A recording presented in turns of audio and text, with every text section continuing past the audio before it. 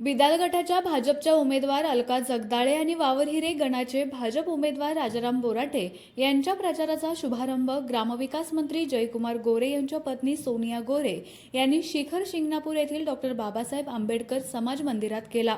यावेळी सोनिया गोरे यांनी जयकुमार गोरे यांच्या कामाचे कौतुक करत त्यांनी या भागाला दिलेल्या संधीचे मतांच्या माध्यमातून सोने करण्याचे आवाहन केले। तसेच जयाभाऊंनी दिलेल्या कामाचा मोबदला म्हणून आपले फक्त एक मत भाजपच्या जिल्हा परिषद आणि पंचायत समितीच्या दोन्ही उमेदवारांना देऊन विजयी करा असं सांगितलं। यावेळी राजाराम बोराटे आणि अलका जगदाळे यांनी उपस्थित मतदारांना शिखर शिंगणापूर तसेच इतर सर्व गावांच्या तालुक्याच्या विकासासाठी भाजपच्या उमेदवारांना मत देऊन निवडून देण्याचे आवाहन केले। तसेच मंत्री जयकुमार गोरे आणि सोनिया गोरे यांचे दिलेल्या उमेदवारीसाठी अलका जगदाळे आणि राजाराम बोराटे यांनी आभार मानले।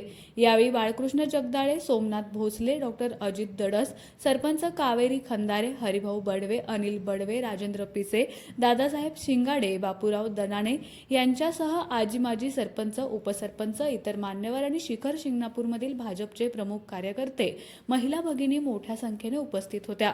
उपसरपंच डॉक्टर अतुल बंदुके, माजी उपसरपंच शशिकांत भोसले, रवी बडवे, अनिल बडवे, दगडू ठोंबरे यांनी मनोगते व्यक्त करून या निवडणुकीत इतर वेळीप्रमाणेच भाजपला शिखर शिंगणापूरसह पंचक्रोशीतून मोठे मताधिक्य देण्याचे आश्वासन दिले।